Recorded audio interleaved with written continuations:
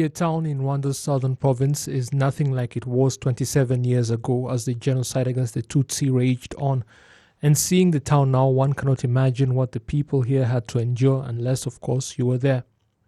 Ask anyone who was old enough to understand what was happening in Huye in 1994 and indeed the entire country, and they will tell you who Beatrice Munyenyezi is and what she and her family did.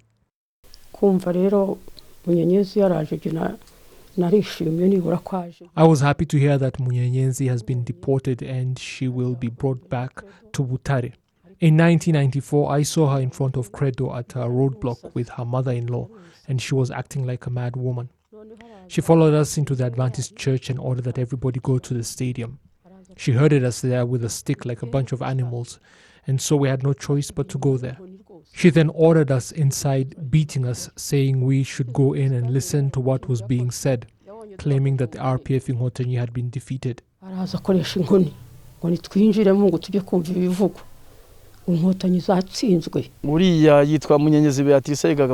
name is Beatrice Munyenyezi. She was a student at the University of Rwanda and her husband was Arsene Shalom Ntahobari. She was with us in everything we did. I served my time in prison for my crimes and asked for forgiveness for the wrongs I did. Her job was to identify the Tutsi and intercept them and sensitize others to do the same. Her and Pauline Nyiramasuhuko, like I testified at the ICTR, though Beatrice was heavily pregnant at the time. Nevertheless, every day she would show up and stand alongside us.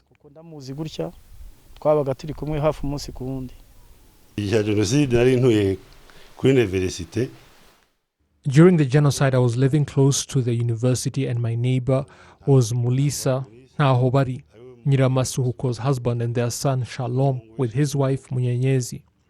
They had set up a roadblock in front of their house, and that is where people were stopped and taken to be executed. Munyenyezi stood on the roadblock while her husband led raids to different areas. That is where I saw her, and she tended to remain there.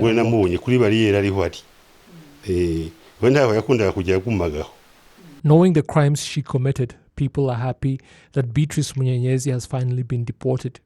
It helps with the healing process because some of the wounds we genocide survivors carry with us is knowing that perpetrators are still roaming free and have not all been punished for their crimes after the way they killed our loved ones. We are therefore happy that she has been arrested and thank all the authorities who played a role in her apprehension, especially our government. Munyenyezi did terrible things and we are happy she has been brought back.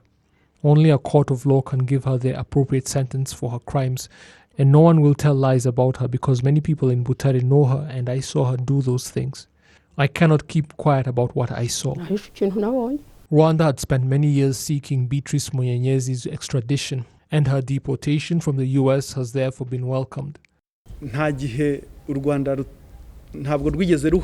Rwanda has never stopped asking other countries, be it in Africa or Europe, to send back such people who are suspected of genocide crimes, not just the US. We want them to come back to answer for their crimes so that justice can be served. Certainly the reach of the law is long and at any time a genocide suspect can be apprehended. Sooner or later we will see more brought back because some countries are just tired of harboring such people, and the crime of genocide has no statute of limitations. On Wednesday, France also arrested another genocide suspect, Father Marcel Hitayezu, though calls have continued for that country to do more to ensure that genocide suspects living there answer for what they did. The US certainly does not tolerate people who lie when seeking citizenship.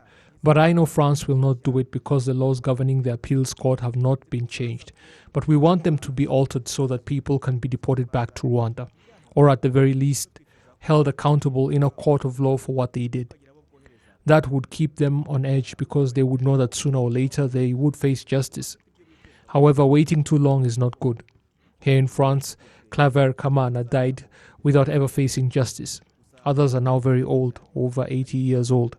People like Serubuga, Vigwenzare and Agatha Kanziga, none of them is young.